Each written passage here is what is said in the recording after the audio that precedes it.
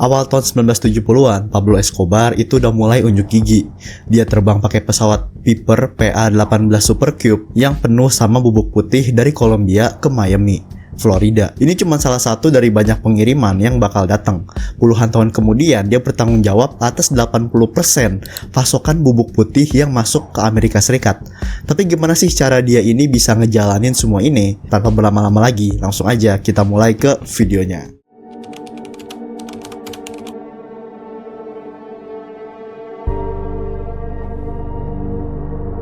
Di tahun 1960-an, Kolombia ini masih istilahnya tuh kayak anak baru gitu bre, di perdagangan bubuk putih. Waktu itu, Brazil, Chile, dan Argentina adalah pemain besarnya.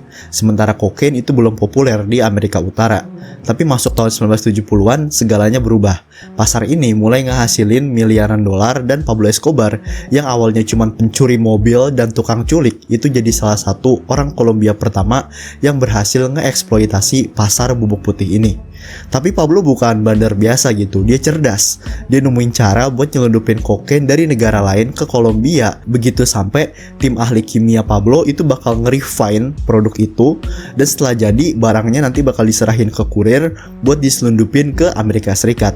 Awalnya metode mereka tuh ekstrim banget gitu, yaitu kurir ini harus nelan kondom berisi kokain atau nyelipin beberapa kilo di lubang-lubang badan mereka. Ya kalian bisa kira-kira lah ya lubang mana yang gue maksud. Ketika pasar Pablo makin besar, dia butuh cara baru buat ngirim barang. Dari situ muncullah ide buat pakai PA-18 Super Cube. Kenapa pesawat ini? Karena pesawat ringan ini itu bisa terbang di ketinggian yang rendah, jadi kagak bakal kedetek tuh sama radar Amerika Serikat. Cerdas kan? Nah barulah pas tahun 1977 pengiriman pertama pakai pesawat ini dilakuin. Pablo sendiri itu ada di dalam pesawat itu dan bawa 250 kilo kokain dari Kolombia bagian utara ke Bahama. Dari sana, Carlos Lehder dan George Jung, dua rekan Pablo ini ngehandle transshipment ke Florida Selatan. Nilai pengiriman pertama itu sekitar 15 juta dolar bre. Dan inilah dia yang jadi momen besar pertama Pablo di bisnis bubuk putih.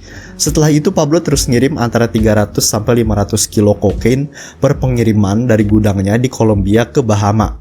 Gara-gara itu uangnya Pablo jadi ngalir deres dong. Dan Pablo ngerasa perlu buat mulai ekspansi lagi. Pablo kagak cuma jago buat nyelundupin, tapi juga jago bikin sistem produksi yang efisien. Dia tuh bangun labnya dekat perbatasan Venezuela buat ningkatin produknya itu, buat nge-refine produknya tadi, di mana di lab itu ada 200 karyawan yang tinggal di rumah-rumah kecil sekitar. Rumah yang kayak portable gitulah. Lab ini itu bisa produksi sekitar 5.000 kilo kokain per minggu. Bayangin tuh berapa duit yang bisa dihasilin. Tapi tunggu dulu, ada yang lebih keren lagi, yaitu di tengah-tengah tanah tempat Pablo masak kokain itu ada landasan pacu tersembunyi buat pesawat. Jadi begitu pesawat ngeradioin keberadaannya dan siap buat lepas landas, rumah-rumah di sekitar daerah itu bakal digeser, kan portable tuh tadi, buat ngungkapin atau buat ya bikin kelihatan landasan pacunya. Setelah pesawatnya itu terbang, rumah-rumah itu digeser balik. Ini benar-benar cara yang kagak kepikiran gitu bre. Semua produksi dan transportasi jadinya ada di satu tempat dan kagak ada pemerintah yang curiga gitu.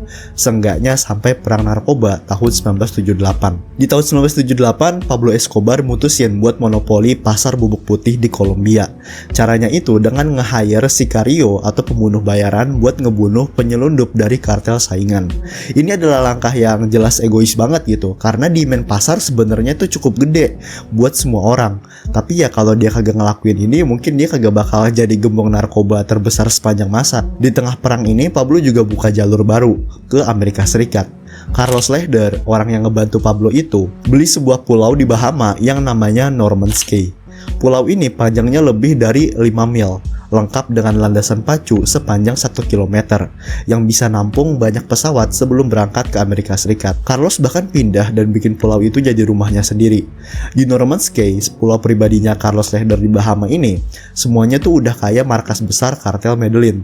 Ada gudang penyimpanan kokain, hotel, restoran, rumah-rumah mewah, marina, dan tentu aja pesta-pesta liar yang diisi sama 40 bodyguard Jerman bersenjata lengkap plus cewek-cewek cantik. Tapi seperti biasa, pesta dan keseruan di pulau itu kagak berlangsung lama. DIA mulai nangkep sinyal pesawat-pesawatnya Pablo Escobar yang terbang ke Miami. Setelah dilacak, mereka ternyata nemuin kalau Norman's Cay itu adalah penghubung utama buat pengiriman bubuk putih itu. DIA berhasil buat ngebajak beberapa pesawat dan nyita ratusan kilo bubuk putih di dalamnya. Pablo Escobar langsung putar otak kan. Dia tahu pesawat-pesawatnya itu bakal jadi target utama. Jadi dia bikin trik baru, yaitu begitu pesawatnya ninggalin Norman's Cay, muatan kokainnya bakal dijatuhin pakai parasut ke laut. Di situ bakal ada speedboatnya punya kartel, punyanya Pablo, yang udah nunggu buat ngangkut barangnya ini ke Miami. Jadi pas nanti DEA ngecek pesawat yang berhasil mereka cegat, itu jadinya hasilnya ya kosong, kagak ada bubuk putih sama sekali. Tapi trik ini cuma bertahan beberapa bulan doang, sebelum penjaga pantai Amerika Serikat mulai ngejar speedboat-speedboatnya itu juga. Dan seperti yang kalian duga, Pablo udah siap dengan plan lain. Kali ini Pablo pakai kapal selam mini buat nyeludupin barangnya. Kapal ini kagak terdeteksi radar dan Pablo tetap bisa ngirim 2 ton kokain ke Amerika Serikat tiap minggu. Uang yang dihasilin waktu itu sekitar 5 miliar dolar per minggunya. Masuk tahun 1982, Pablo bener-bener lagi di puncak. Operasi kartel Medellin juga makin gede.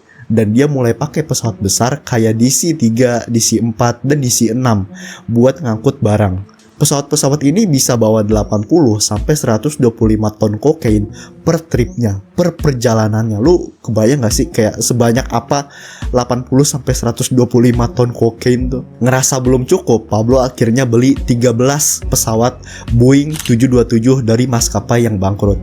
Ini tuh pesawat komersial, bre. Pesawat komersial asli gitu. Jadi bayangin aja pesawat gede ini bisa bawa ratusan ton bubuk putih bolak-balik ke Amerika Serikat. Dan setiap pesawat juga bisa ngelakuin 2 trip per harinya. Tapi makin besar operasi, makin besar juga perhatian yang mereka tarik. Pemerintah Bahama dibantu DEA dan FBI itu akhirnya berhasil ngusir Carlos Lehder dari Norman's Cay, yang otomatis ngerusak salah satu jalur pengiriman utamanya Pablo kan. Tapi Pablo kagak pernah kehabisan ide. Sepupunya, Gaviria Rivero, itu mulai buka rantai suplai baru. Mereka nyeludupin kokain dengan cara yang bisa dibilang lumayan kreatif gitu, yaitu dengan nyelipin barang di komponen kargo kayak insulator, kulkas, TV, sampai velg ban gitu. Nyampur kokain sama daging buah dari Guatemala, kakao dari Ekuador, anggur dari Chili, ikan kering dari Peru, dan bahkan juga ngerendam jeans di kokain biar bisa ngeresep ke jeansnya kokainnya itu. Dan nanti pas sampai di Amerika Serikat, tim kimia kartel bakal ngambil kokainnya lagi. Tapi tentunya karena metode ini ribet, jadi metode ini kagak bisa ngasilin duit sebanyak yang dimauin sama Pablo. Jadi dia mutusin buat buka jalur baru lewat Haiti. Dari Haiti, Pablo mulai kerjasama sama diktator Panama, yaitu Manuel Noriega. Jadi nanti tuh produk bubuk putihnya Pablo bakal dikirim ke Panama, terus diterusin ke kurir di Meksiko, sebelum akhirnya masuk ke pasar Amerika Serikat lewat perbatasan Meksiko-Amerika Serikat.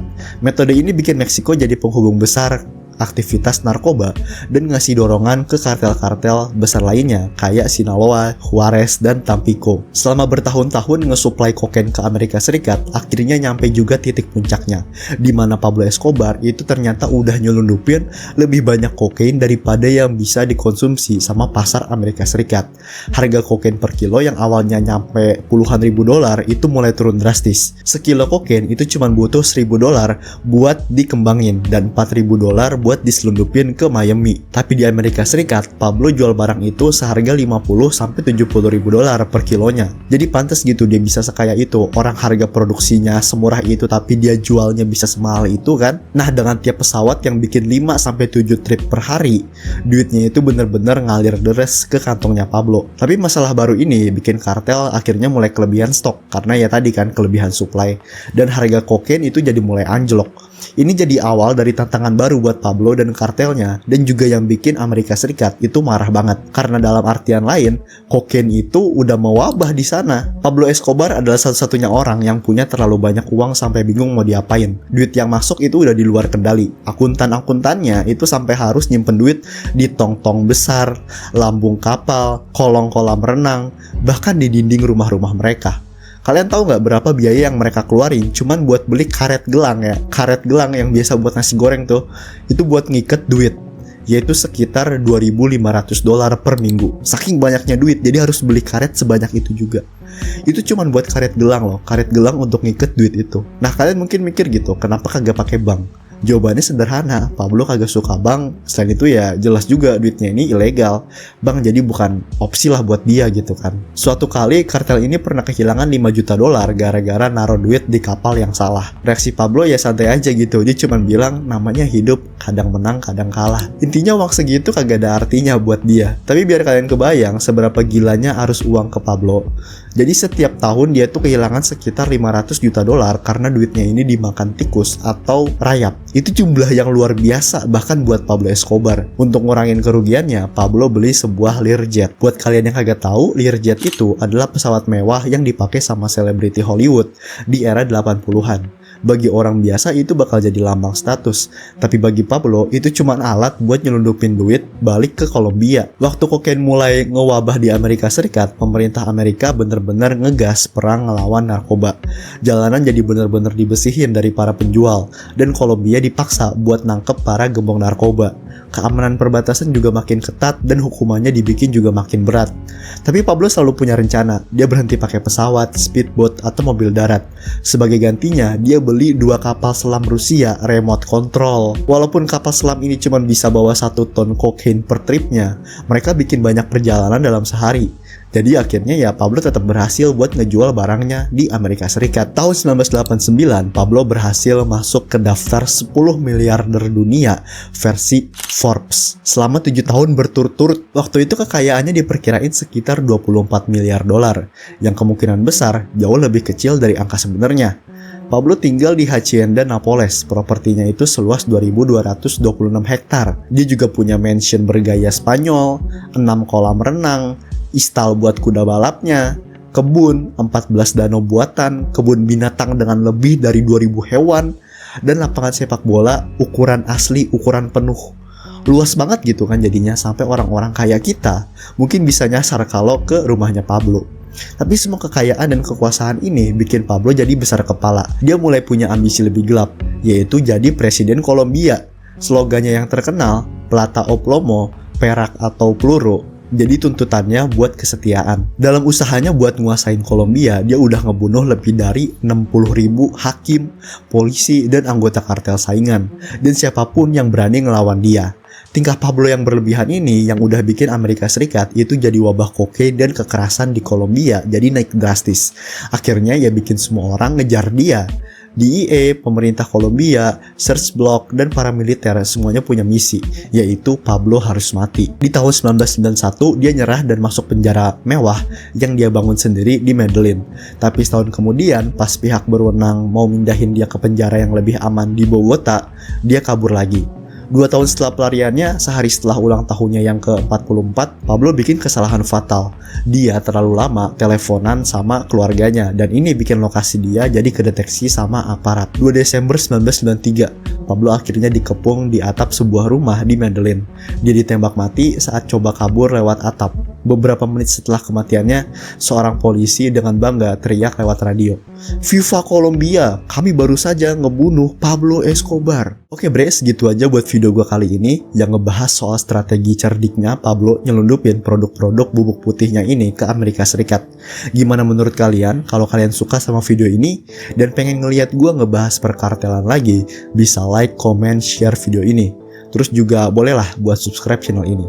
Oke, makasih buat yang udah nonton. Sampai jumpa lagi di video berikutnya. Dadah.